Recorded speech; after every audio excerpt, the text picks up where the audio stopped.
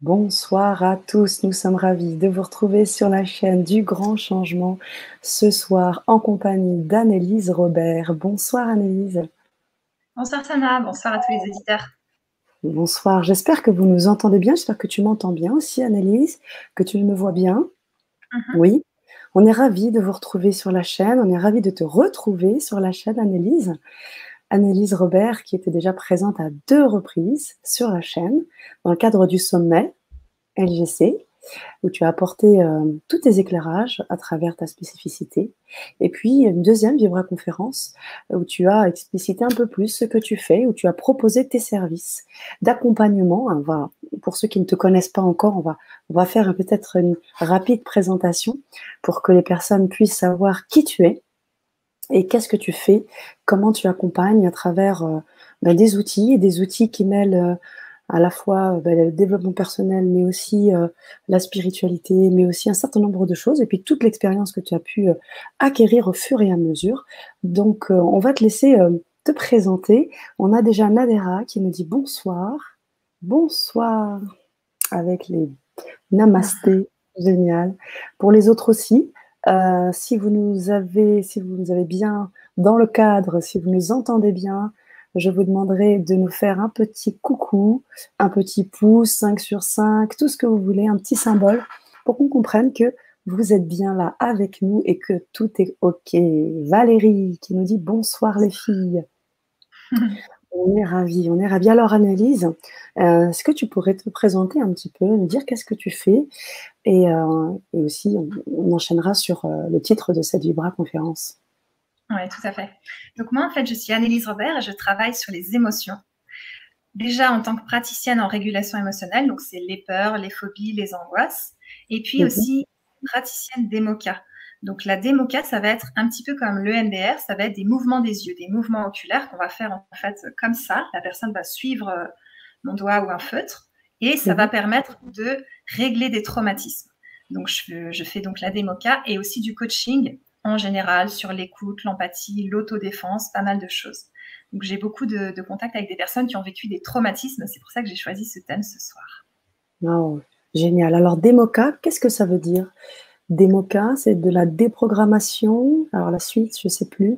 Par les mouvements oculaires, D'accord. kinesthésiques et auditifs. C'est-à-dire qu'il y aura aussi du tapping. Donc ça va faire des sons. Tu vois, ça sera Mhm, kinesthésique aussi avec des sons comme ça. Donc c'est les mouvements mhm. alternatifs qui vont permettre de prendre un trauma douloureux parce qu'il a une charge émotionnelle qui est toujours douloureuse. Et en fait, ça va le reclasser dans le cerveau dans une zone neutre. Donc, par exemple, la Mhm. personne va pouvoir parler de son trauma sans être submergée par les émotions, sans être trop mal, sans être complètement bloquée, en pleurs ou complètement sidérée ou apeurée. Mhm. Ça va lui permettre de vivre, en fait, même si Mhm. elle a vécu. Je vois très bien. Et on a parlé du fait que ce soit assez complet parce qu'à côté de ça, tu es coach santé. Donc, tu apportes aussi des éléments de nutrition. Qu'est-ce que tu apportes dans le cadre de cet accompagnement? Ça doit être assez Alors, complet aussi. ouais, tout à fait. Là, c'est plutôt lié à la naturopathie. Et donc, D'accord. pour aider les personnes à retrouver leur pouvoir dans leur santé, c'est-à-dire améliorer grandement leur santé, ce qui va faire qu'ils vont se sentir mieux, pas que Mhm. physiquement, aussi psychiquement, mentalement, émotionnellement, parce que ce qu'on mange, ça joue sur notre état, sur notre humeur. Par exemple, si on Mhm. mange beaucoup de gluten, il y a certaines personnes, elles vont se sentir un peu déprimées, ou elles vont avoir Mhm. des douleurs physiques, ou elles vont se sentir un peu dépressives, un peu pas bien. Et donc, Mhm. ce qu'on mange, ça va influencer la santé physique et morale. Et donc, je joue en fait sur tous les tableaux afin d'aider les personnes à vivre mieux et à retrouver du pouvoir dans leurs émotions et aussi dans leur santé. C'est génial. Et c'est vraiment aussi spécifique parce que on a parlé de spiritualité tout à l'heure, c'est que tu mêles aussi tout le travail de conscience. Donc, même si tu as de très grandes connaissances en naturopathie, il y a tout le travail qu'on fait en conscience, dans manger en conscience. Tu accompagnes les gens sur tout ça au quotidien pour que même si les produits soient bien choisis, c'est quand même nous qui décidons, c'est quand même nous qui agissons sur nous-mêmes. Et je sais aussi que tu as eu pas mal de formation, tu t'es énormément formée, également à la communication non violente, à toutes ces choses. Il y a plein de choses qui t'inspirent et la spiritualité en fait partie et qui fait que ben, tu proposes Eh bien, des choses d'une grande richesse, que ce soit donc, cet accompagnement des MOCA, cet accompagnement dans la régulation émotionnelle, mais également, en tant que coach santé. Alors merci et c'est pour ça qu'on souhaitait te réinviter sur la chaîne, parce qu'il y a aussi des thématiques que tu abordes et qui sont pour notre part, très intéressantes. Ce soir, on a décidé, de travailler, enfin de se pencher sur une question qui est: comment surmonter un traumatisme? Alors j'aimerais, les auditeurs, si vous le souhaitez, si vous le pouvez, peut-être nous faire part de cette thématique, nous dire si ça vous intéresse dans le sens où est-ce que vous avez pu, vivre des choses ou est-ce qu'il y a des choses qui sont encore compliquées à gérer pour vous? Enfin, vous pouvez témoigner et on va rentrer, j'imagine, dans le vif du sujet avec Annelise, mais vraiment, on vous invite à partager, à co-créer, comme on le fait très souvent dans les Vibra-conférences sur LGC, et poser vos questions, parce que là, vous allez avoir du contenu, on va rentrer dans des détails, et l'idée, c'est que vous puissiez connaître un petit peu plus cela, et peut-être vous aider à dépasser certaines choses. Parce qu'on parle de dépasser, ne pas étouffer, mais traverser, hein, c'est ça. Je crois que c'est Tout à fait. ce que tu apprends à faire, hein, traverser, faire traverser les émotions. L'idée, en fait, c'est qu'on écrase, des fois, on a tendance à écraser au fond de nous des choses et ça ressurgira, soit sous forme de maladie, soit sous forme de problème émotionnel. On ne peut pas écraser, on ne peut pas faire du déni parce que le corps, il n'est pas fait pour ça, il est fait pour évacuer. Autant évacuer quand, par exemple, on mange, après on évacue. Et les émotions, c'est pareil, elles sont là pour nous traverser et ensuite elles passent. C'est pour ça qu'on peut passer, par exemple, des larmes au rire en 2 minutes, comme les enfants. Si justement on accepte cette tristesse, on accepte ce moment où ça va pas, après, ça va aller mieux.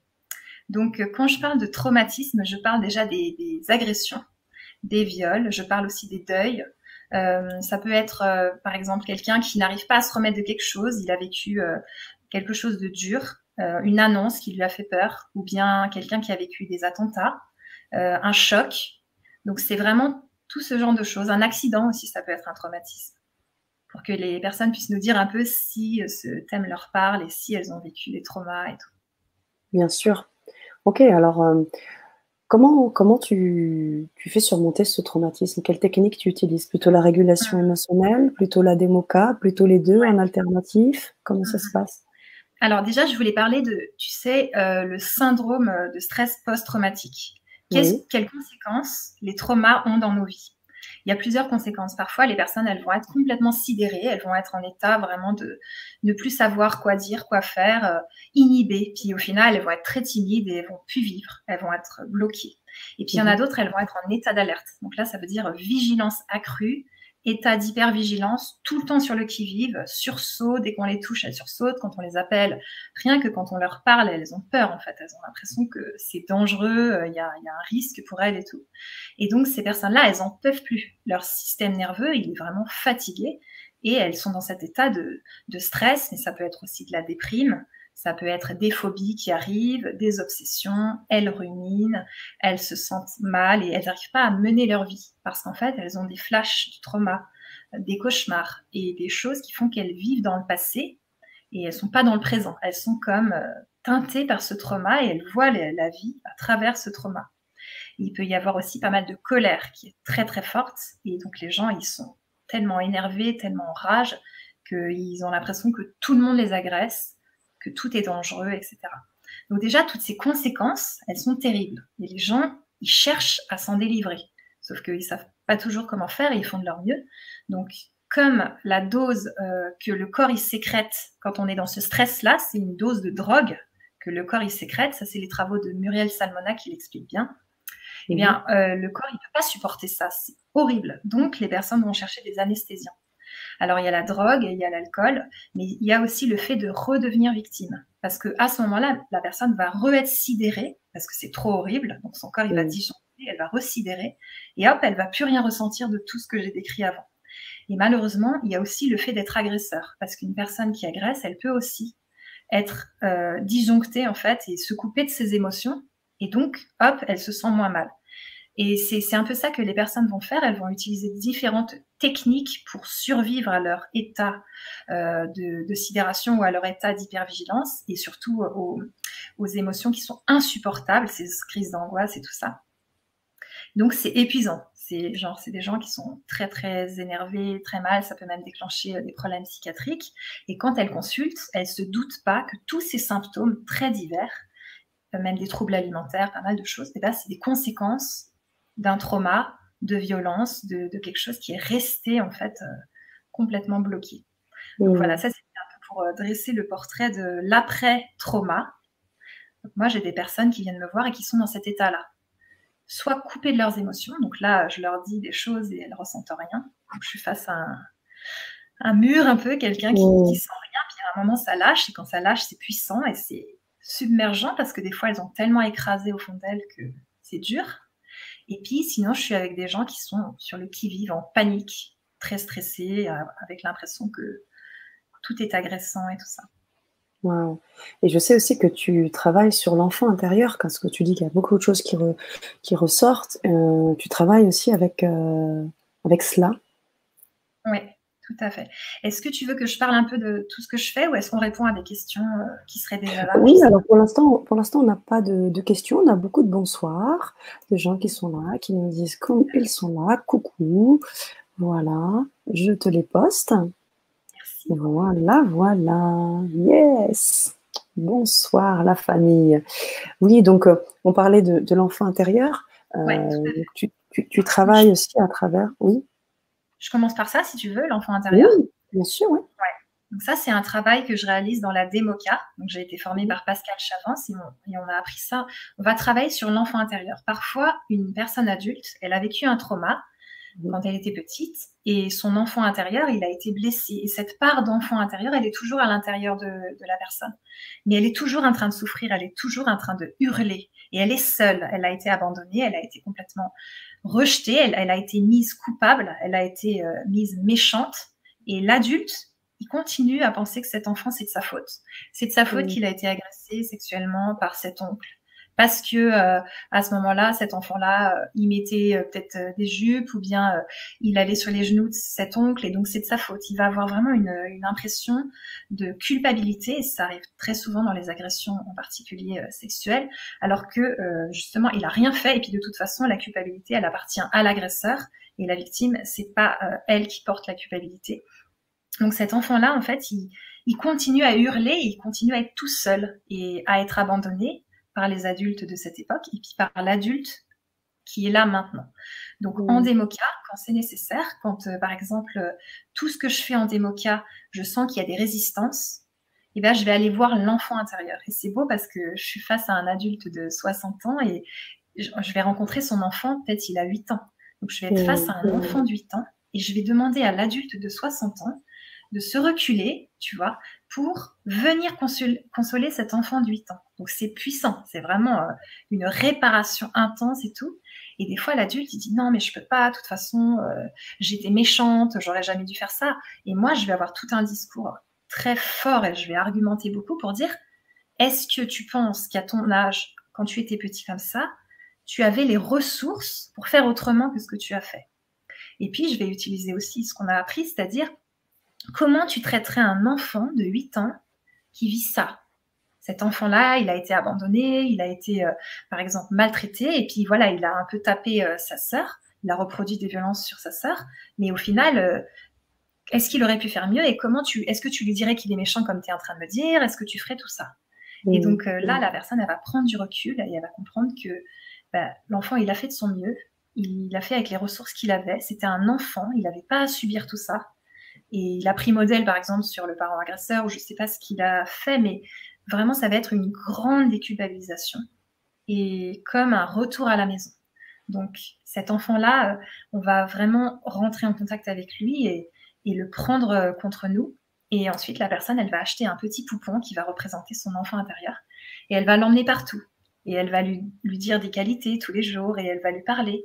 Et en fait, ce travail, il va comme cicatriser quelque chose très très fortement pour que justement la personne elle réintègre cette partie d'elle qui a été traumatisée et qu'elle comprenne que la petite Annelise ou la petite Sana, elle a rien fait de mal, elle a fait de son mieux, elle est aimable et puis à partir d'aujourd'hui, on l'abandonnera plus jamais. Elle sera avec nous, elle sera contre nous et c'est terminé. Plus personne lui fera du mal parce qu'on est une adulte et on peut l'accompagner et la protéger. Et puis aussi, on l'abandonnera plus. Elle sera plus jamais seule, elle sera plus jamais toute seule. Voilà. Donc ça, c'est un beau travail dans la démoca qui est vraiment très puissant. Qu'est-ce que vous en pensez, les auditeurs? On a Sylvia Orchidée qui nous dit: «Oui, sur l'enfant intérieur, c'est très intéressant». Qu'est-ce que vous en pensez?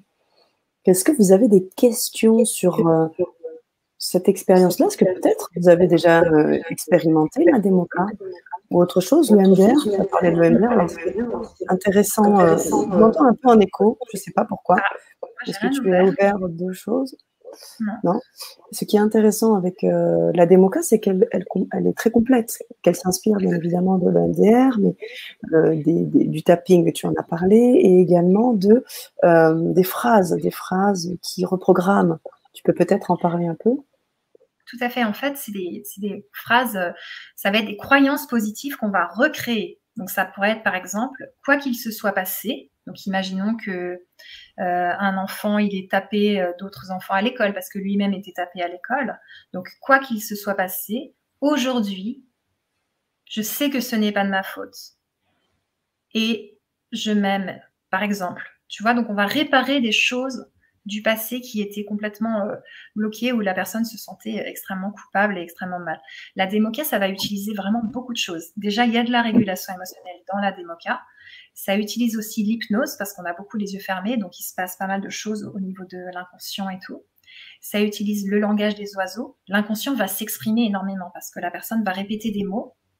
Et par exemple, elle va dire qu'elle en a marre, et ça va lui faire penser à quelque chose d'autre, et son inconscient va remonter. Donc l'inconscient, il sort. C'est assez beau comme ça sort. C'est magique. Ça marcherait pas dans un discours comme ça.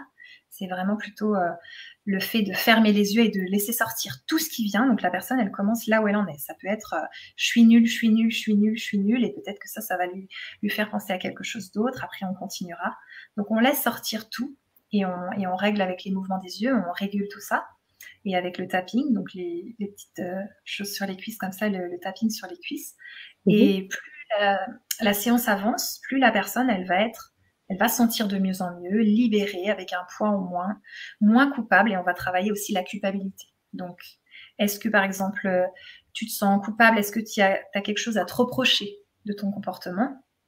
Dans ce cas-là, la personne va dire: bah oui, parce que c'était de ma faute, parce que là, j'aurais dû faire ci.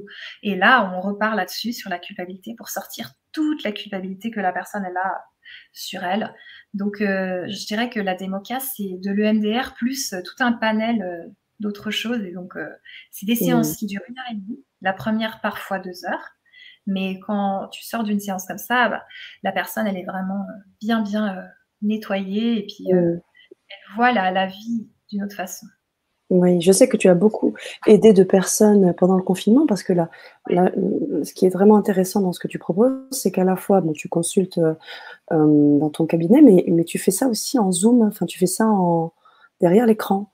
Tout à fait, Donc pas obligé d'aller, jusqu'à Cannes-sur-Mer, là où tu es, mais tout simplement, via une connexion internet, il faut avoir au moins un ordinateur, j'imagine, et puis faire la séance. Donc c'est vraiment très intéressant. ouais. J'aimerais te faire oui, vas-y. Vas-y, dis-moi. Non, vas-y. En fait, je disais que la démoca, c'est par Zoom, parce qu'on a besoin en fait de l'écran pour pouvoir faire des mouvements des yeux. Donc, faut que j'arrive à les. Ouais, là, j'ai un peu du mal à le mettre dans l'écran, mais tu vois, il faut que Oui, ça tu rentre le dans mets en l'écran. plein écran. Un Oui, en plein téléphone, écran, ça pourrait être ouais, passable. voilà. Un téléphone portable, c'est trop petit. Mais la régulation émotionnelle, ça se passe par téléphone. Donc voilà, j'ai même pas besoin de Zoom, c'est juste la voix, ça me suffit. La C'est vrai que différence entre c'est important de pouvoir poser sa voix, et ce travail, tu le fais déjà depuis tout à fait. plusieurs années, et tu mènes ça très bien. J'aimerais te faire partager le commentaire de Sylvia Orchidée, qui nous dit: «J'ai vécu 2 deuils à l'âge de 4 ans. Mes Ouais. frères jumeaux décédés à 3 et 6 mois après la naissance, les fausses couches de ma mère et la solitude, car ma mère était très dure». Ouais. Elle nous explique également qu'après la dépression, l'hospitalisation, je me suis débrouillée seule depuis l'âge de 7 ans.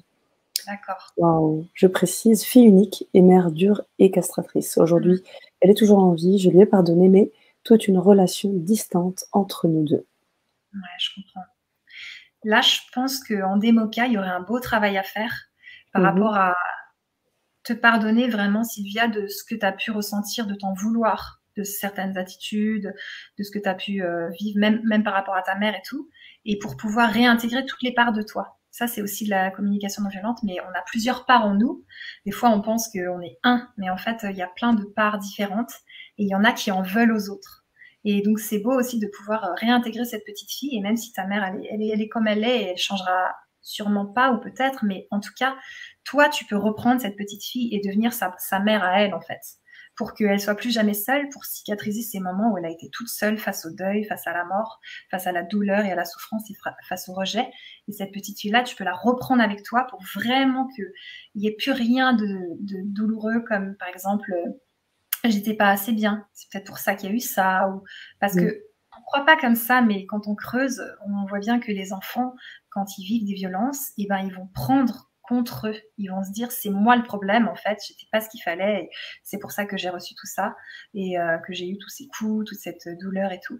Donc c'est important au final, de faire un travail pour toi, parce que ta mère, c'est ta mère, et c'est pas elle qui est là en thérapie, mais peut-être que toi, il y a des choses qui vont te faire du bien à toi, pour pouvoir être en paix avec cette histoire, et que quand on parle, c'est plus douloureux. Je dirais pas que c'est neutre, ça dépend pour qui, il y a des choses, ça sera neutre, mais l'idée de la démoca ou de la régulation émotionnelle, c'est pouvoir parler du trauma ou de plusieurs traumas et d'en parler sans émotion. Donc moi, je t'en parle, la personne t'en parle, tu m'en parles, et il n'y a pas d'émotion qui monte.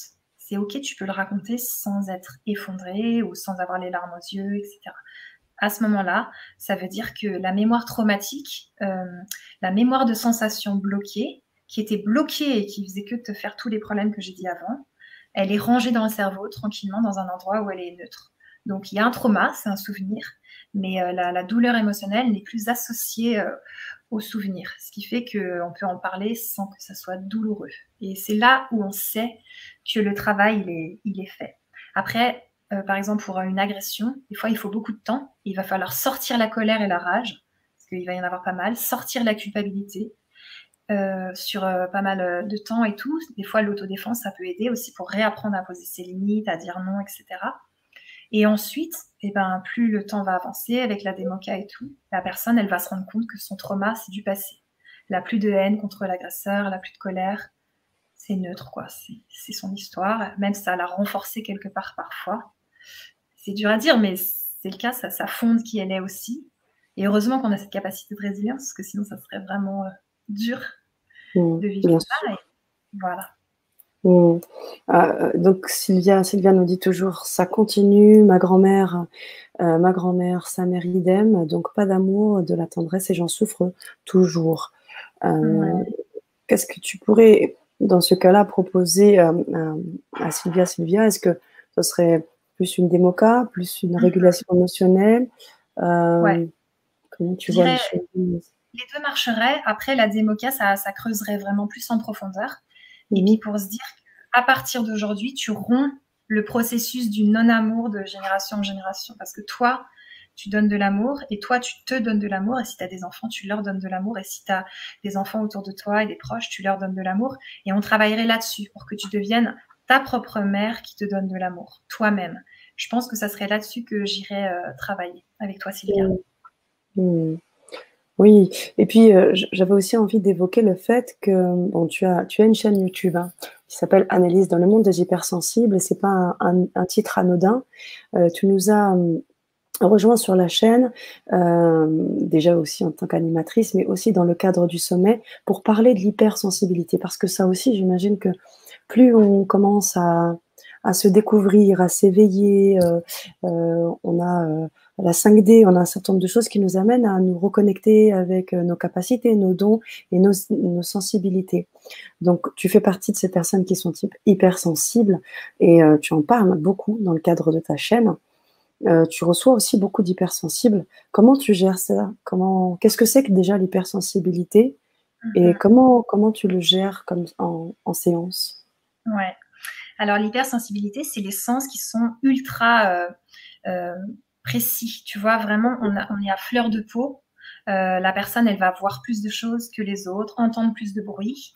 elle va sentir plus d'odeurs, elle va être sur le qui-vive, beaucoup plus alerte. Donc, une journée normale pour un hypersensible, c'est épuisant. À la fin de la journée, soit il sature, soit ça va, il n'a pas atteint la saturation, mais en général, le soir, il sature. Donc, les hypersensibles, c'est des personnes qui sont vraiment comme à fleur de peau, ça c'est sûr, mais qui ont aussi une belle capacité d'avoir le cœur à vif. Donc le cœur, il est à vif, alors c'est pas toujours simple, mais il est aussi à vif pour le beau, il est à vif pour la joie, pour l'émerveillement, pour toutes les émotions. Donc chez les hypersensibles, la régulation émotionnelle, c'est très très efficace parce que j'ai un client en ce moment par exemple qui me dit mais moi je réagis à tout, je suis en colère, je suis agacée, tout m'énerve et tout ça. Et là on est en train de traiter tout ça et maintenant on a enlevé une partie de cette colère et dessous il y a de la timidité parce que quelque part c'était une carapace. Ce que je veux dire par là, c'est qu'en tant qu'hypersensible, il est épuisé de réagir à tout bout de champ, à tout moment dans sa vie et d'être comme ça, comme un cristal et de prendre toutes les remarques des gens. Par exemple, quelqu'un de classique, si on lui dit bon, t'aurais pu acheter des carottes, il va se dire ah ouais, c'est vrai, j'aurais pu acheter des carottes. Alors qu'une personne hypersensible, elle va se dire mais là, dans le ton, il me respecte pas, il a parlé sur un ton pas génial. En plus, c'est pas la première fois qu'il me le dit. Moi, déjà, je suis pas bien par rapport à ça, ça, ça. Et ça peut suffire à déclencher les larmes et tout, parce que la personne, elle est vraiment pas bien. Donc, ce client, il a envie de plus être en réaction émotionnelle à tout bout de champ parce qu'il est épuisé. Donc, moi, j'enlève pas son hypersensibilité, parce que ça, c'est beau, il faut qu'il la garde. Par contre, je vais lui enlever sa réactivité à tout. Qu'il arrive enfin c'est même pas qu'il arrive, ça va se faire naturellement, qu'il soit plus si réactif et donc épuisé à la fin de la journée et presque il est un petit peu parano, alors après ça lui cause des problèmes avec les gens et tout parce qu'il interprète mal les choses et tout. Donc ça c'est un peu le genre de personnes que j'accompagne. Et ta question c'était comment je gère l'hypersensibilité et les séances? Oui. D'accord. Ok. Donc, je dirais que pour les hypersensibles, la régulation émotionnelle, elle est adaptée. Je vais occuper le mental. Donc, au lieu de faire une régulation émotionnelle classique, où ça peut être un peu lent, voilà, qu'est-ce que ça fait dans votre corps? Bah, j'ai des sensations physiques. Et ben là, je vais vraiment faire des allers-retours dans le mental pour que la personne, elle soit occupée tellement par mes questions et par ce qui se passe dans son corps qu'elle accepte de laisser faire son corps. Parce que en régulation émotionnelle, il y a plusieurs bugs que je débug. Il y en a vraiment pas mal et il y en a certains, c'est de ne pas influencer le processus. Parfois, les gens ils vont avoir tendance à calmer parce qu'ils ont fait de la méditation, de la respiration, donc ils vont essayer de calmer ce qui se passe. Et s'ils font ça, ça ne marchera pas.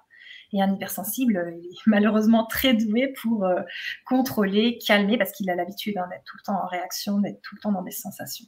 Donc lui, par exemple, je vais lui dire est-ce que vous avez prévu de sortir après la séance? Ok, qu'est-ce que ça fait dans vos pieds? Laissez faire vos sensations, la gorge s'en est où? Vos yeux, qu'est-ce qu'ils font? Est-ce que vous entendez le bruit du frigo? Vous êtes dans quelle pièce? Je vais saturer son mental afin de pouvoir faire ma séance et qu'elle fonctionne parce que justement, la personne est occupée dans tous ses sens. Donc, elle peut pas. Même des fois, je la mets sur un pied, une main sur la tête. Donc là, elle est occupée physiquement. Elle laisse évoluer ses sensations. Le mental est occupé. Enfin, c'est la totale pour l'hypersensible. Oui, je vois très bien. De bonnes techniques que tu t'es aussi appropriées, hein, que tu as découvert aussi au fur et à mesure de ta pratique. Oui. Alors, qu'est-ce que tu penses de notre post de Claire qui nous dit l'amoureux, le souvenir, sans la charge émotionnelle, c'est la sagesse, nous dit, alors elle cite Joe Dispenza. Ouais. Est-ce que c'est quelque chose qui va dans ton sens, j'imagine? Ouais, tout à fait. C'est-à-dire que quelque part, ce qui est beau et que le corps humain est capable de garder un souvenir, un beau souvenir. Il va y avoir toutes les émotions positives avec. Donc, le souvenir, il est là. Quand on en parle, on a les yeux qui pétillent, on sourit, c'est trop bien. Et il est capable aussi de faire, grâce au mouvement des yeux, au mouvement alternatif, en fait. Donc, soit le tapping, c'est alternatif. Donc, ça fait travailler les deux hémisphères cérébraux et les mouvements des yeux, c'est pareil. Ça va faire travailler. C'est ça qui va, en fait, rendre le souvenir trauma plus douloureux. Il n'y aura plus de charge émotionnelle. Donc, ce qui est beau, c'est que le corps, il sait faire ça aussi, rendre un souvenir difficile neutre ou quasiment neutre. Donc voilà, c'est en effet de la sagesse, parce que c'est de la résilience, et puis la personne, elle va pouvoir repartir sur de bonnes bases et vivre sa vie à 60 ans, à 70 ans, à n'importe quel âge, sans toutes ces douleurs, toutes ces choses qui lui collaient à la peau. Après, il faut savoir qu'il y a des gens, ils restent 10 ans comme ça. Donc, c'est vraiment important de savoir qu'il y a des thérapies brèves qui existent et de venir, parce que on peut débloquer en 1-2 séances, on peut débloquer des chocs dramatiques, en sachant que même par exemple un attentat, quelqu'un qui l'aurait vécu, qui aurait été blessé, ou quelqu'un qui l'aurait vu de sa fenêtre, et ben les neurones miroirs, ils ont peut-être eu le même trauma. Donc même si vous avez eu un trauma que vous n'avez pas vécu directement, ça peut vous avoir traumatisé pareil. Donc c'est important de soigner tout ça pour vivre sa vie, vivre ses rêves, faire ce qu'on aime et puis rayonner. Ouais, très important. Tu parlais des tranches d'âge, justement. Je crois que tu accompagnes aussi les jeunes, hein. On a beaucoup Ouais. maintenant, on remarque avec cette nouvelle génération, là, les enfants cristal, les enfants hypersensibles.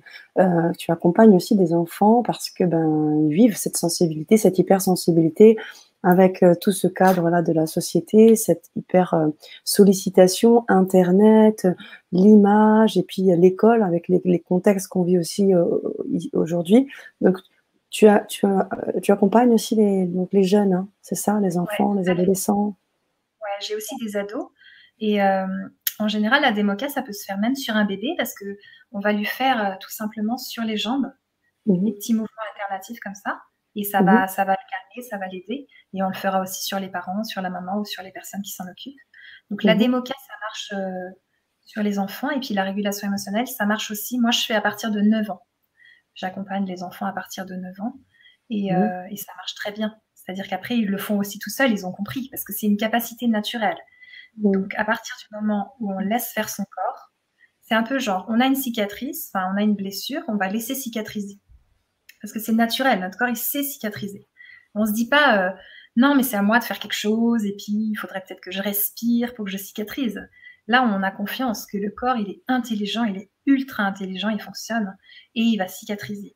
Et les émotions, c'est pareil. Le corps, il a inventé quelque chose pour les émotions. Sauf que nous, humains, intelligents et mentales, à fond, on s'est dit, bah, on va faire autre chose, plein de choses pour que ça se calme. Mais justement, l'idée de la vie, c'est aussi ça. La vie, pour moi, c'est traverser la vie. Et là, il y a besoin de traverser une émotion. Donc, une émotion, c'est quoi? C'est des sensations physiques.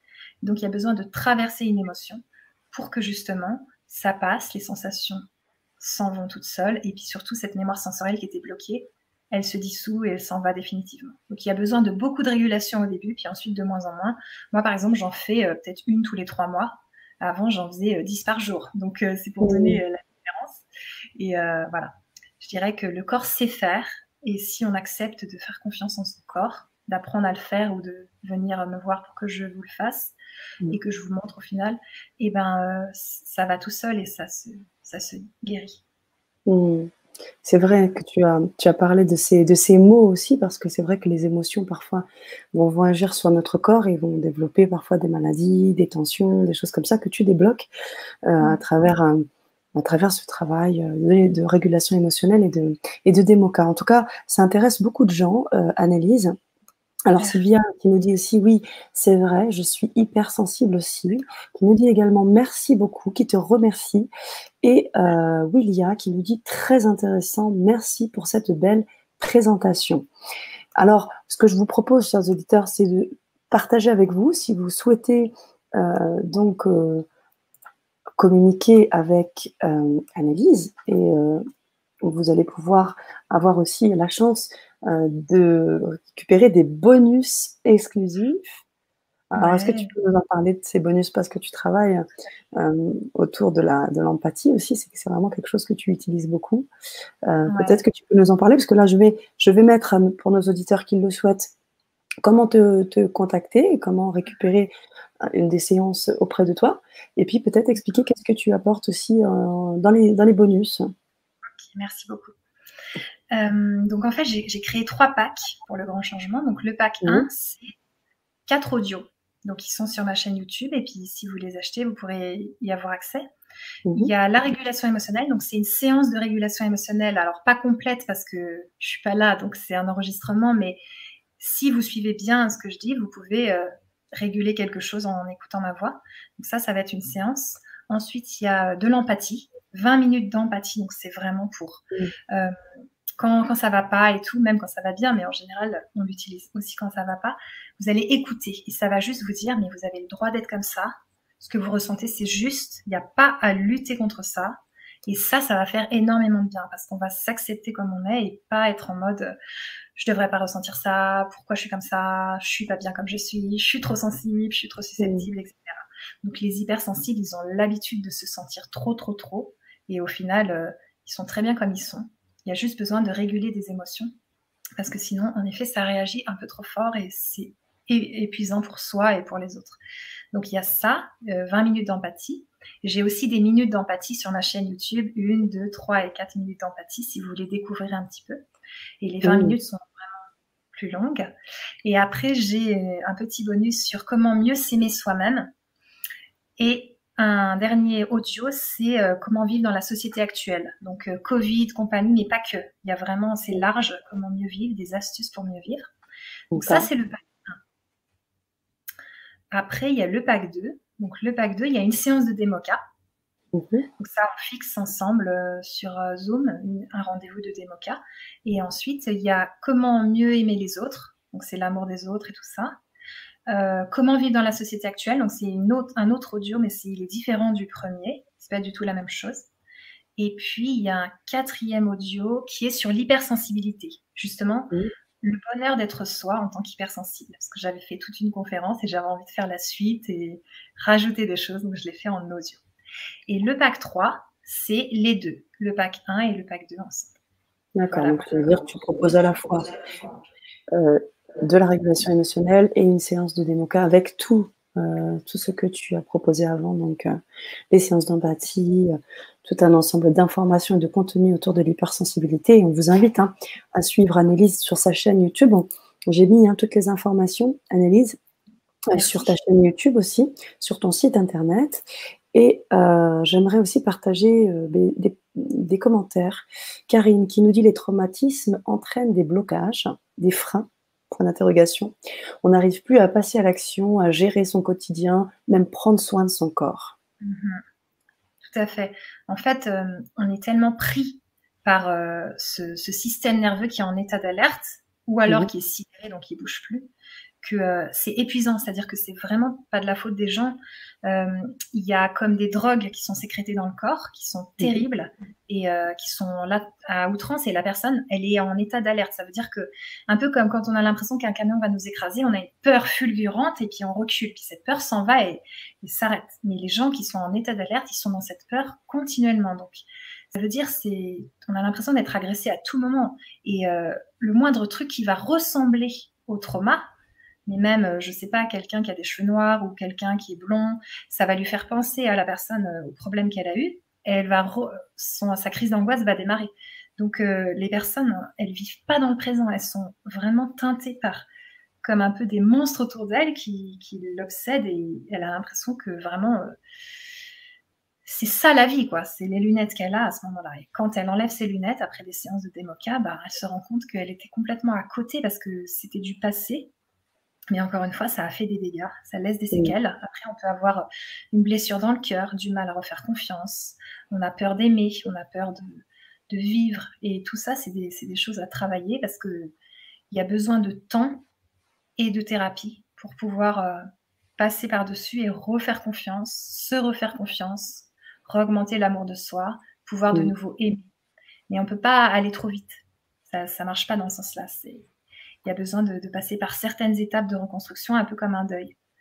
Il y a la sidération, il y a le choc, et ensuite il y a des phases qu'on passe pour, à la fin, être dans l'acceptation, et après dans la résilience, et après même dans la joie qui revient.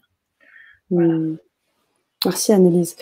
Jessica qui me dit bonsoir, j'arrive en cours, je suis hypersensible et cela me parle. Oui, je pense que cette thématique de l'hypersensibilité, je pense qu'on l'étoffera un petit peu plus loin parce que l'idée c'est ensemble de pouvoir, comme tu dis, traverser la vie, traverser les différentes thématiques. Aujourd'hui, la thématique était autour du traumatisme et justement on vous questionne également si vous avez, comme Sylvia et d'autres, des partages à faire qui permettent aussi d'échanger, de co-créer ensemble et d'avancer. Les émissions, les Vibra conférences qu'on fait ici, c'est aussi pour vous faire découvrir des personnes qui qui essaye de vivre de ça, hein. Je sais que c'est ta mission, tu essaies de vivre de ça. Alors, c'est vraiment quelque chose qui te tient à cœur, mais en même temps, c'est quelque chose qui te permet de vivre, hein, de manger. Donc, l'idée, c'est que tout le monde soit content, que tout le monde puisse être en capacité de guérir, d'aller mieux. Et pour toi, j'imagine, c'est ta mission de vie de pouvoir sentir au-delà de tout une vraie, comment dire, j'ai pas le mot, mais c'est gratitude de pouvoir faire ça sur Terre, d'avoir cette mission-là sur Terre. Mmh. Tout à fait. Oui. Donc bon, si bien évidemment, voilà, vous avez cette envie de vous mettre sur la chaîne, je crois que sur la chaîne YouTube, il y a déjà énormément de vidéos gratuites, de Ouais. choses, énormément. Vous pouvez aller sur le site, vous pouvez également, hein, communiquer avec Annelise, hein, sur Facebook. Je crois que, je sais plus si j'ai mis ton lien, et vous pouvez communiquer avec elle. C'est toujours Mmh. aussi intéressant de pouvoir aussi échanger, voilà, entre humains. Et puis, bien évidemment, si vous souhaitez aller plus loin, vous avez la possibilité de suivre les séances. Voilà, est-ce que vous avez des questions, les auditeurs? Allez-y, c'est maintenant, c'est avec Annelise Robert. Je sais aussi que tu avais fait un exercice lors du sommet. Ouais. Qu'est-ce que c'était exactement? Parce que c'était un atelier que tu avais proposé aux personnes qui s'étaient procuré le pack du sommet. Mais tu peux peut-être nous en parler un peu? Ouais, tout à fait. Il y avait 2 exercices. Il y avait, un temps d'empathie. Donc là, c'était Mmh. un petit peu comme, l'audio que j'ai préparé d'empathie, où je donnais Mmh. de l'empathie aux personnes et D'accord. l'autre exercice, le premier, c'était tester un petit peu une régulation émotionnelle pour que les gens, ils puissent s'imaginer qu'est-ce que c'est la régulation émotionnelle qui se fait par D'accord. téléphone. Donc OK. j'avais, expliqué tout ça. Tu veux Mmh. que j'en parle un peu? Oui, peut-être, ces 2 exercices où tu rentrais dans des visualisations, je crois? Comment ça se Ouais. passait? Mmh. Alors, la régulation émotionnelle, c'est pas une visualisation. C'est, D'accord. par exemple, la personne, elle arrive, elle me dit, «Moi, j'ai vécu, une agression.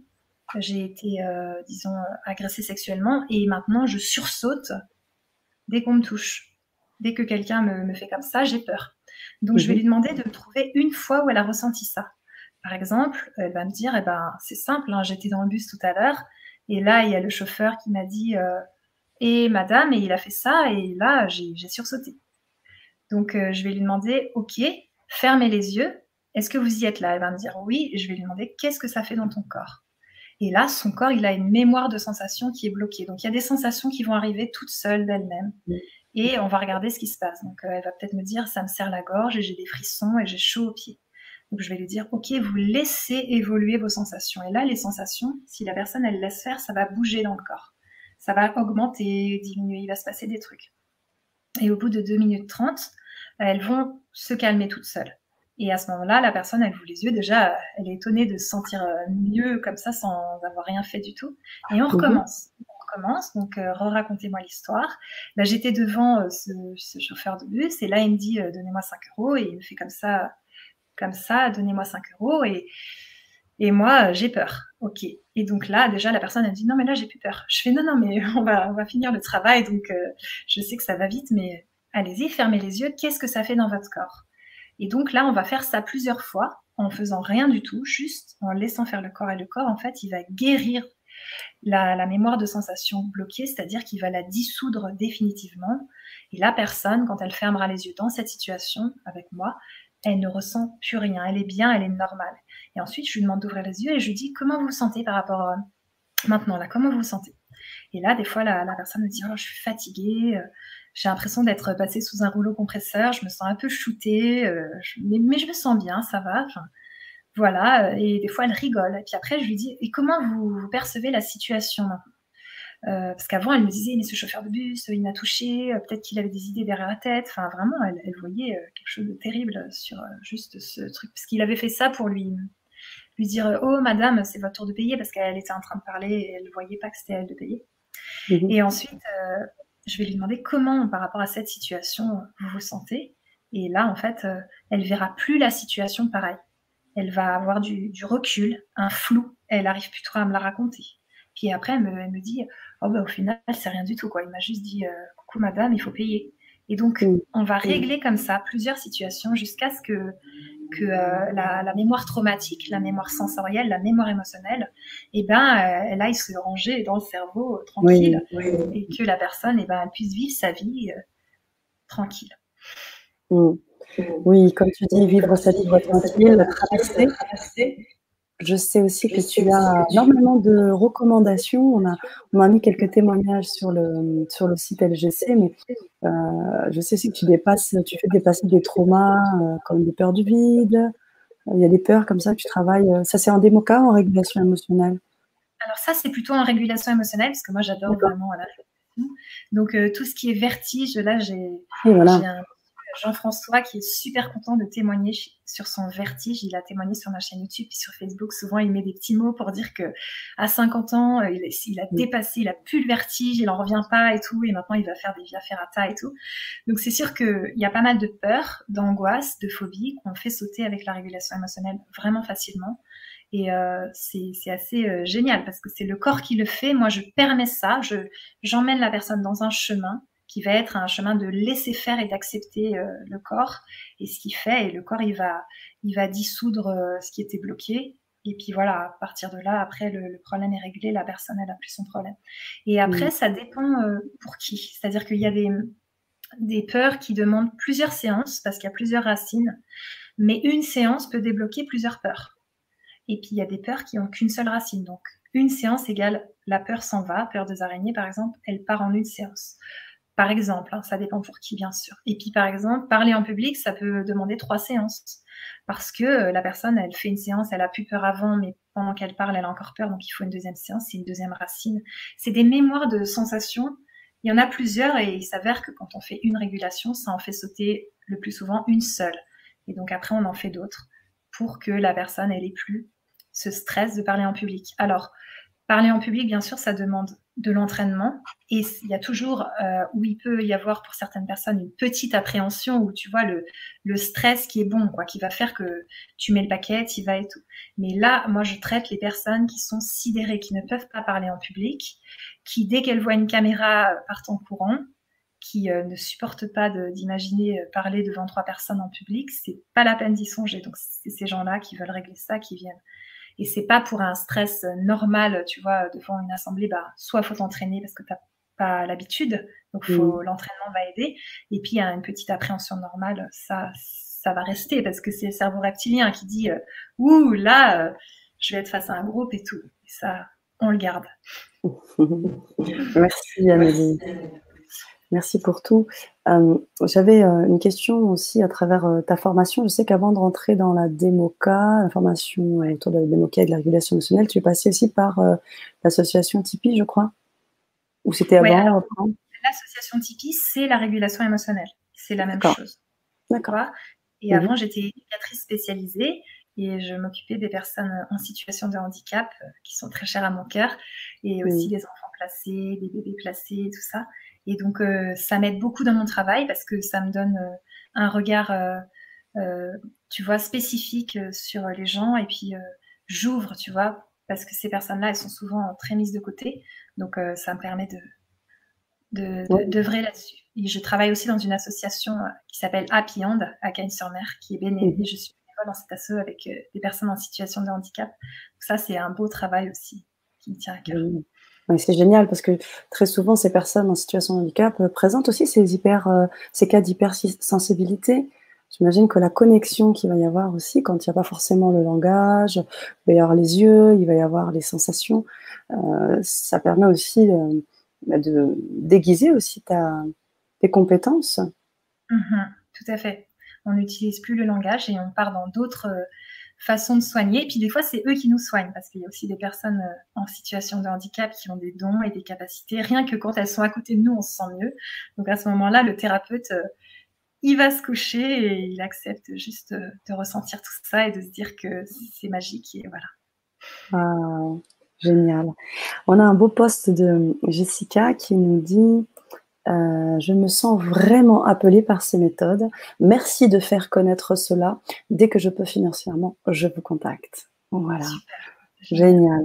Génial. Si vous avez des questions, hein, Jessica, hein, s'il y a d'autres questions, on en évoque pas mal. On fait un petit peu le tour autour de cette thématique du trauma. On verra d'autres thématiques par la suite. On aura l'occasion de t'accueillir à d'autres reprises sur la chaîne. Et puis, peut-être un message que tu pourrais passer à nos auditeurs qui nous écoutent, qui vivent peut-être en ce moment des choses difficiles, qui en ont vécu aussi, parce que j'imagine que tu as dû faire le point avec cette période de confinement et toutes les conséquences que ça amène. Est-ce que tu aurais des conseils, messages à donner à nos auditeurs? Je pense que le plus important, c'est de ne pas rester seul avec ça et de réagir le plus tôt possible. Donc, de s'entourer et d'aller demander de l'aide à des thérapeutes, aux personnes qui peuvent vous aider et de ne pas penser que, OK, je suis comme ça ou ma mère était comme ça, bah, moi aussi j'ai des angoisses, parce que les traumas, ça va laisser des séquelles et ces séquelles, on n'arrive pas toujours à les associer au trauma. On pense que c'est une touche de notre personnalité ou des choses comme ça. Et plus on soigne tôt, plus la personne, elle va pas passer des années à souffrir ou à tomber dans l'alcool ou la drogue pour s'anesthésier, justement, parce que c'est trop difficile. Et aussi en tant qu'hypersensible, c'est tellement fatigant d'être hypersensible, des fois on n'en peut plus et tout, que on pourrait avoir tendance à tomber dans l'alcool, dans la drogue et tout, parce que ça va calmer un petit peu les nerfs, ça va calmer tout ça. Enfin, on croit que ça calme pas, ça détruit la santé, et ça nous endort. Mais je pense qu'il y a des personnes qui tombent là-dedans et qui sont vraiment hypersensibles. Et donc, mon message, c'est n'hésitez pas à consulter. Surtout que là, je parle de thérapie brève, donc c'est des thérapies qui durent peut-être 2 séances à 10 séances. C'est rare que j'ai les personnes plus de 10 séances. J'ai quelques personnes qui aiment bien revenir, mais en général, les gens viennent peu, ou ils viennent un peu de temps en temps, une fois par an quand il y a un truc. Et ça va vite et ça règle le problème. Donc, il y a un avant et un après. C'est-à-dire que il y avait quelque chose de terrible, et puis maintenant ils peuvent dire, bah moi j'ai vécu un vol, j'ai été agressée dans la rue, quelqu'un m'a volé mon sac, ou bien mon chef était manipulateur, et voilà, et ils en parlent de façon tranquille. C'est plus un trauma. Donc je pense qu'il y a tellement de résilience dans le corps que ça serait dommage de s'en priver, et que donc moi j'encourage les gens à venir régler leurs difficultés. Et en régulation émotionnelle, je peux même leur apprendre à le faire tout seul en 2 séances. Donc après, ils sont autonomes, ils font leur truc et tout. Voilà. Donc tu formes, tu fais des formations. Ouais, d'accord. Ouais, formation en 2 séances. Des formations en 2 séances en régulation émotionnelle. Oui, tout à fait. D'accord, ouais. ok. Et aussi en autodéfense. Pour les femmes, j'apprends aussi aux femmes à se défendre pour qu'elles puissent assurer leur sécurité, dire non, apprendre à dire non, poser leurs limites. Et justement, ça c'est important aussi, qu'elles puissent éviter, par exemple, des futures agressions en sachant se positionner, parce que en tant qu'enfant, petite fille, on n'a pas appris à se positionner, on a appris à se soumettre en tant que fille et tout. Et donc, je pense qu'il y a beaucoup d'éducation à faire sur les enfants, les petits garçons, les petites filles. Il y a beaucoup de choses à inculquer aux enfants. Une fois qu'on leur a enlevé leur masque, on pourra leur donner des choses intéressantes à apprendre plutôt que de les masquer. Mais ça, c'est un autre thème. Mais en tout cas, voilà, je prône vraiment l'autodéfense aussi pour que les personnes puissent éviter les agressions. Parce que, comme je vous ai dit, ça laisse des séquelles et ça dure parfois, ça met du temps de pouvoir se sentir mieux. Voilà. Merci Annelise. Merci. Je tenais à préciser aussi, comme tu l'as dit très bien, que ce sont des thérapies brèves. Parce que très souvent, quand on a des traumas ou des difficultés, on prend des séances avec le psychologue pendant des années et puis on bouge pas. Et là, ce qui est vraiment intéressant dans ce que j'entends, c'est à la fois bref, donc on va traiter par les racines, hein, tu as utilisé vraiment des termes très forts, c'est bref, et puis surtout derrière, tu proposes une forme d'autonomie, donc il y a un passage à l'action qui fait que ça bouge tout de suite, quoi. C'est pas dans 2 ans, c'est pas dans 5 ans, ça bouge tout de suite. Juste après, comme tu dis, il y a un avant et il y a un après. Ça, c'est hyper intéressant. Et ça bouge tellement vite que parfois les gens ils paniquent. Par exemple, quelqu'un de colérique, irritable, on fait une séance et puis ensuite il panique parce qu'il me dit mais mince, je suis super timide. Et je dis oui, mais la colère, ça en est où? Et il me dit bah il y a quasiment rien eu sauf une fois. Et je dis mais c'est génial, ça, vous étiez hyper irritable toute la journée. Et maintenant vous êtes timide, donc en fait on est en train de creuser ce qu'il y a dessous. Et la personne a paniqué parce que c'est comme si sa personnalité avait changé. Ça va vite. Par exemple, il y a une personne, elle est venue me voir pour une rupture. Elle avait été quittée 3 jours avant et elle pleurait du matin au soir. Et on a fait une séance de démoca et je lui ai fait dire des phrases qui n'étaient pas simples pour elle. C'était je dis au revoir à cette personne, c'est terminé, ce couple est terminé et tout ça. Et donc elle pleurait et puis elle m'a dit mais incroyable quoi. J'ai arrêté de pleurer du matin au soir. Maintenant je pleure 1 ou 2 fois par jour. et elle s'est sentie déjà beaucoup mieux. Donc après, il y a eu le temps qui a fait des choses et tout. Mais en termes d'émotionnel, tu vois, l'état terrible dans lequel elle était, il est parti direct, quoi. Après la séance, donc elle a fait ses phrases 21 jours. Ça veut dire faire sur ses jambes en tapping, dire doucement les phrases, 3 fois chaque phrase, 3 phrases en tout, matin et soir, pour que ça rentre. Donc c'était, par exemple, même si machin m'a quitté, aujourd'hui, je m'aime entièrement et je me respecte. Ou je suis quelqu'un d'aimable. Voilà, c'était ça qui était important pour elle. C'était même si un machin m'a quitté, aujourd'hui, je sais que je suis quelqu'un d'aimable. Parce qu'elle avait associé le fait d'être quittée au fait qu'elle n'était pas aimable. Et donc c'était très douloureux pour elle. Elle avait l'impression de mourir, tu vois, de manquer d'amour, comme si elle s'éteignait parce que voilà.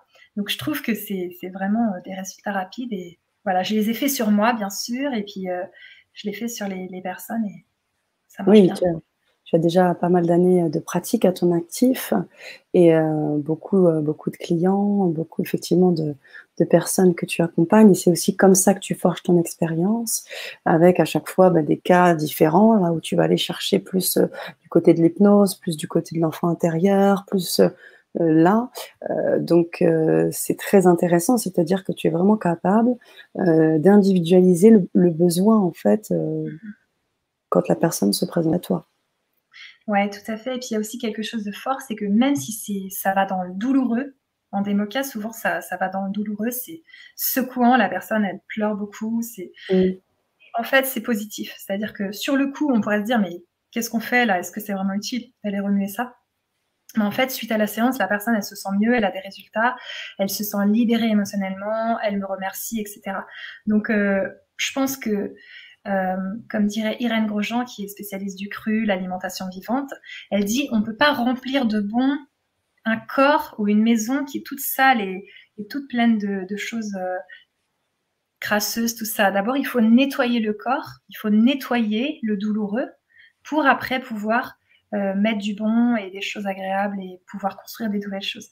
Et en émotionnel, c'est pareil. Il y a besoin de retraverser, soit en régulation émotionnelle, soit en démoca, les émotions, les sensations physiques bloquées pour que après on puisse vivre et créer des nouvelles choses et être bien. Et donc, ça demande parfois de mettre un petit peu la tête dans le noir, mais je suis là avec les personnes, je leur dis vraiment, j'ai ma petite phrase, je leur dis, je suis avec vous, là, je suis totalement avec vous, je sais que c'est difficile et je suis là, on le traverse ensemble et je vous lâche pas et tout, et je répète ça parce que des fois, c'est dur, mais en régulation émotionnelle, pas beaucoup, c'est surtout en démoca que c'est un peu plus secouant parfois, mais en tout cas, l'important, c'est que c'est efficace, voilà. Bien sûr, bien sûr. On a Saphir qui nous dit ah bah Sana, bonsoir à tous. Badji Thierry qui nous dit bonsoir, Annalise, super sujet. C'est génial. Et une question de Saphir. Quel est le processus qui mène de la colère à la timidité? C'est intéressant et je me retrouve dedans. D'accord. Alors, la colère, c'est sous la colère, il y a très souvent de la peur. Donc les gens, ils vivent de la colère, mais en fait, c'est parce qu'ils ont peur. Ils vont se mettre en colère contre quelqu'un parce qu'en fait, ils ont eu l'impression d'avoir été mal jugés. Un parent va se mettre en colère contre son enfant qui saute sur la route parce qu'en fait, il a eu hyper peur que son enfant se fasse écraser. Donc souvent, quand on enlève la colère, nous dessous, les praticiennes et les praticiens, on voit qu'il y a de la peur et donc de la timidité, c'est un peu la même chose. Donc ça arrive assez souvent que je creuse sous la colère pour détecter après une personne qui en fait est très inhibée, qui est très timide. Et cette colère, c'était des perturbations émotionnelles qui sont bloquées et qu'on débloque en régulation. Mais voilà, c'est quelque chose comme des couches d'oignons et puis on enlève un truc et ensuite on en enlève un autre. Et puis ensuite, après la timidité, on va l'enlever aussi. Enfin, la surtimidité, parce qu'après la timidité, ça se travaille en s'entraînant, en faisant pas mal de choses, en osant aller parler en public, dire arrêter les gens dans la rue pour leur demander une question. Faut s'entraîner après pour que ça puisse se dépasser. Mais c'est ça que j'ai remarqué dans mon travail. Merci Annelise. Et Saphir nous partage également, oui, on a souvent tendance à se poser des questions sur le après-soin lorsque les émotions sont prises en compte et sortent. Et te remercie également. Badji Thierry qui me dit intéressant d'aborder le sujet de la colère actuellement. Ouais, tout à fait. Qu'est-ce que tu en penses? Ce que j'en pense par rapport au Covid et tout, c'est que si tout ça vous met grandement en colère, ben, je pense qu'il y a des régulations émotionnelles à faire. pour justement que vous puissiez vivre ce moment dans la détente et dans l'acceptation de ce qui se passe. Et quelque part, c'est pour vous. Ça ne veut pas dire qu'on enlève cette énergie de colère qui nous pousse à l'action, qui va faire qu'on dit non, qu'on dit stop, qu'on est capable de poser des limites.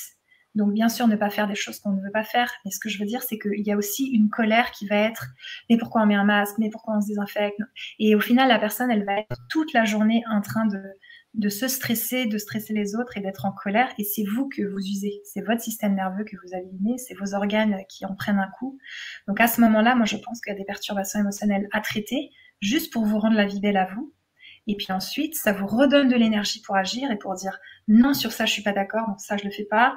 Ou mais c'est en paix, c'est pas en colère. Puis après, il y a aussi l'idée que plus on nourrit l'énergie de la colère, plus au final, ça renforce en face ce truc qui nous oblige à faire toutes ces choses et tout. Tu vois, c'est comme les énergies des balanciers et ça va pas aider. Tandis que si on vibre plus la paix, la joie, et je dis pas qu'on y arrive toujours, mais plus on est régulé, plus c'est facile. Bah, plus on va entraîner beaucoup de gens à aller bien et tout.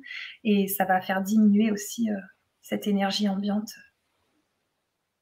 Par exemple, moi, ce qui m'arrive souvent, c'est des gens qui me reprennent dans la rue parce que je respecte pas le 1 mètre quand je fais la queue dans une boutique. Et genre là, ils me disent sur un ton vraiment pas cool, ils me disent non, mais reculez ou je sais pas quoi. Et moi, je vois, ça ne me fait rien, quoi. Mais rien, je me sens ni agressée, je me sens pas énervée, je me sens pas fâchée contre la personne. Ça me fait rien. Et je dis, ok, je recule. Et je me dis juste, bah, cette femme a peur. Elle a peur, en fait. Je crois que je vais la contaminer. Et donc, si elle a peur, c'est triste pour elle. Mais moi, ça m'agresse pas, en fait. C'est ok. Merci Annelise. Si vous avez des retours à faire sur ces éléments de réponse que nous a apporté Annelise, bien, on vous invite à le faire. La colère, mais aussi, j'imagine, tous les petits soucis aussi de santé, hein, quand on est obligé de porter son masque, qu'on est obligé des heures et des heures, quoi. C'est quand même compliqué. Hein, qui suis enseignante, je me retrouve des heures et des heures derrière ce masque et j'étouffe en fait. Et je sens des migraines, je sens... Et tout ça, tu peux le traiter aussi. Parce que tu penses que c'est lié avec à des émotions au-delà de réactions physiques? Ouais. Alors ça dépend parce que le masque collé contre le visage, c'est sûr que ça fait transpirer, ça cause des boutons et c'est désagréable. Donc ça, c'est sûr que c'est un fait. On va pas non plus enlever l'effet physique. Mais après, c'est plutôt, est-ce qu'il y a des déclencheurs qui vont faire que la migraine commence? Ça, on peut traiter, on peut regarder les déclencheurs et réguler là-dessus. Ou alors, je peux aussi te poser la question, est-ce que tu penses que tes migraines sont d'ordre émotionnel? Et à ce moment-là, peut-être que tu vas me dire, ah oui, je supporte plus ce collègue, ou bien ah oui, cet enfant-là a fait une crise de nerfs et ça m'a vraiment touchée, ça a démarré à ce moment-là. Donc la question que je pose, c'est vous pensez que votre migraine est d'ordre physique ou émotionnel? Et si c'est émotionnel, j'y vais en régulation émotionnelle. Et si c'est physique, j'y vais en démoca. Donc on va directement taper migraine, migraine, migraine, migraine, migraine, et après la personne, elle va me dire autre chose, il y a des mots qui vont sortir, et puis ça va sortir comme ça. J'en ai plein la tête, je suis débordée, des choses comme ça, pour que, au final, ça sorte. Après, ça peut être du manque de sommeil aussi, parfois. Ça peut entraîner des migraines. Oui, c'est vrai. C'est vrai. C'est pas faux. Il y a Safir qui te remercie, Annelise. Merci beaucoup. Et il précise que c'était un bel exemple que tu as donné pour la colère. Je pense que c'est exactement ce à quoi peut-être pensait Saphir. Thierry Badji qui nous dit « Vos soins sont-ils uniquement par voie orale ?» Donc, est-ce que par la voix? Donc, je crois que... Dis-moi, Sana. Non, mais je pense que tu allais le dire, donc je te laisse faire. Je sais qu'une fois, tu m'avais dit que je soignais pas que par oral, c'était aussi dans l'énergie. Donc, je pense qu'on amène aussi notre énergie. Et que donc, mon envie que la personne aille mieux, je vais m'investir vraiment à fond. Par exemple, dans une séance de démoca, j'y mets tout mon cœur et tout. Donc, je vais insuffler tout ce que je peux pour que la personne, elle puisse aller mieux. Et je vais y croire à fond. Et quand je vais faire les phrases avec elle, les phrases de reconstruction, de reprogrammation positive, je vais y mettre vraiment tout mon cœur. Et je suis convaincue que cet enfant, par exemple, quand il était petit, il n'est pas coupable, ou que cette blessure-là, elle est guérissable et tout. Donc, je suis investie à fond. Et après, j'utilise l'oral pour soigner la personne. Donc, soit la voix par téléphone, soit la voix et de visu par visioconférence, soit au cabinet ici à Cagnes-sur-Mer. Si je peux me permettre de faire le témoignage, c'est vrai que tu m'as sollicité en disant que j'avais effectivement expérimenté et j'ai expérimenté notamment tes capacités de guérisseuse. Donc, tu as parlé d'énergie. Alors, je sais que c'est quelque chose, tu parles aussi, pas forcément beaucoup, mais je trouve que Bajit Thierry a vraiment visé dans le mille parce que, effectivement, j'ai pu faire l'expérience d'un certain nombre de moments où tu as pu me vraiment énergétiquement, en fait, enlever un certain nombre de choses chez moi, que ce soit les migraines, que ce soit des douleurs de ventre, et ça a été mais très, très efficace. Donc, je tiens à le dire parce que je fais partie de ces personnes qui ont expérimenté et je sais qu'à travers, bien évidemment, ta spécificité, à travers la démoca, la régulation émotionnelle, tu as parlé d'énergie et cette énergie, effectivement, est guérisseuse. Donc, je tenais à le souligner. D'accord. Voilà. Est-ce que vous avez d'autres questions, chers auditeurs, pour Annelise, de façon à ce qu'on puisse vous répondre et je vais aussi en profiter peut-être pour vous remettre les liens si vous voulez vous connecter avec Annelise. Vous avez différents biais. Vous avez un premier pack où vous pourrez accéder à une régulation émotionnelle enregistrée avec des bonus, des séances d'empathie et puis donc du contenu oral aussi. Et puis vous avez donc le deuxième pack qui est donc une séance de démoca avec toi, Annelise, avec également des bonus. Et vous avez également la possibilité de prendre les deux. Donc vous avez à la fois la régulation émotionnelle et une séance que dès que vous procurez en fait dès que vous cliquez sur le lien, vous aurez un lien calendrier, vous pourrez positionner vos rendez-vous et vous serez directement mis en lien avec Annelise. Vous pourrez communiquer par téléphone ou autre. Et puis, nous avons aussi, je vais mettre ta chaîne YouTube. Je pense que c'est quand même intéressant que les auditeurs puissent voir un peu tout ce que tu proposes. Ton site internet aussi, où tu rentres vraiment aussi dans des détails, tu apportes des contenus pour les gens qui sont curieux de l'hypersensibilité, de ces nouvelles techniques. Hein. C'est vraiment des nouvelles techniques. On avait avant l'hypnose. Maintenant, l'hypnose, c'est devenu quelque chose presque de banal. Et aujourd'hui, on avance dans les techniques et on a la démoca, on a la régulation émotionnelle et du coup, on avance. Et ce sont encore une fois, je pense, des techniques essentielles parce que c'est des techniques brèves, celles où on s'enrôle pendant des années. Je pense pas que ce soit efficace et c'est en ça où je souhaitais vraiment que tu partages tes techniques et tu partages aussi ta mission de vie parce que c'est aussi une mission de vie pour toi. Comme tu l'as dit, il y a eu un avant et tu as vécu d'autres choses, tu as développé des capacités et aujourd'hui c'est vraiment ça que tu souhaites faire et tu le fais avec tout l'envie. Voilà. Donc j'ai remis donc ton site internet, également ta chaîne YouTube. Voilà. Et puis donc si vous voulez un petit peu vaquer sur la chaîne GC, vous verrez aussi que Annelise a participé au sommet LGC et également a déjà fait une Vibra conférence. Et si je peux aussi enchaîner sur le fait que tu as rejoint la famille LGC, tu es maintenant animatrice aussi. On aura l'occasion de te voir. Tu vas nous faire de très belles Vibra conférences, des Vibra conférences. Je crois que tu peux nous en parler un peu prochainement, des invités de marque. Oui, tout à fait. Alors, on va accueillir Audrey Simon. Oui. Et aussi Ivan Martin qui vont nous parler de la communication non violence, Access, pas mal de choses super intéressantes sur le fait de vivre mieux, de s'aimer, de se respecter dans ses besoins, etc. Et je suis aussi en contact avec différentes personnes pour la suite, Christian Junot, pas mal de gens, Lilou Massé aussi, des gens qui m'intéressent et qui, je pense, pourront intéresser beaucoup les auditeurs. Donc, je me réjouis de faire tout ça. C'est un beau défi et en même temps, j'adore. Génial. Mais je t'en prie, regarde, ça y est, tu as déjà un abonné sur ta chaîne. C'est génial. Voilà. Dans le ressenti des patients, merci du partage, c'est génial. Mais c'est génial parce que c'est génial avec vous. C'est génial avec vous de pouvoir vous partager ce genre de choses. Et je vous invite aussi, parce que c'est aussi la mission de tout le monde de pouvoir partager ces vidéos-là. Donc, si vous pensez que des personnes à qui ça pourrait faire vraiment du bien, j'ai envie de vous dire, cliquez sur le mode partage et transférez ces vidéos, c'est important pour ces gens qui vivent parfois isolés ou qui parfois restent, comme tu disais tout à l'heure, la tête dans le guidon et parfois ont du mal à sortir de ce quotidien. Eh ben, participer à cette sortie et permettre à ces personnes de traverser leur vie. J'adore cette expression, traverser leur vie et profiter. Saphir qui nous dit « Félicitations ». Oui, on va être ravis. J'ai hâte de pouvoir t'écouter sur ces Vibra-conférences. Si vous avez des questions, vous savez aussi que cette Vibra-conférence est en replay.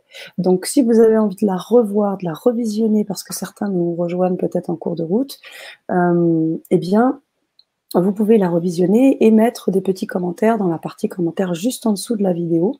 Vous avez aussi le descriptif avec un certain nombre d'éléments que nous vous avons donnés juste en dessous. Si vous avez des questions, si vous voulez vous connecter avec Annelise Robert, vous le pouvez. Sur son site internet, vous pouvez la contacter, sur Facebook et bien évidemment sur le Grand Changement Maintenant. Alors, on va tranquillement rentrer sur la fin de notre Vibra-conférence. J'hésiterai pas à partager. Parfait. Comme j'aurais voulu qu'on me le fasse. Et là, c'est votre instinct, Saphir, qui vous a permis aussi de vous connecter, de vous abonner sur LGC et aussi sur cette chaîne d'Annelise Robert. Voilà. J'étais en train de dire quelque chose, j'ai déjà perdu le fil. Est-ce que peut-être tu pourrais me guider? Voilà, j'ai perdu le fil. J'allais dire quelque chose. Là, tu nous disais que c'était la fin de la Vibra et qu'on allait conclure. Oui, et surtout si vous voulez communiquer avec Annelise, vous pouvez. Et puis bon, je crois que j'ai peut-être oublié le... oui, ça y est, j'ai perdu le fil. Mais bon, c'est peut-être le temps de la fin, tout simplement. Est-ce que tu es avec nous, Sana? On dirait qu'il y a une coupure. Est-ce que vous me voyez? Est-ce que vous pourriez me dire dans le chat qui vous voyez encore? Parce que là, moi, je ne vois plus Sana. Alors, moi, je vous vois encore. Ce qu'on va faire, c'est qu'on va... N'hésitez pas à me dire dans le chat si vous nous voyez. Si. On te voit, Annelise. Je vais te mettre un petit message. On te voit. Voilà, parfait. En tous les cas, chers auditeurs, est-ce que Saphir, tu peux me dire si tu me vois dans le chat ou si c'est Sana qu'on ne voit pas? Parce que là, je ne sais pas si ça marche. Je pense que c'est moi qu'on voit. Mais on va terminer cette Vibra-conférence. Sinon, on va interrompre directement vu qu'on était sur la fin. Drôle.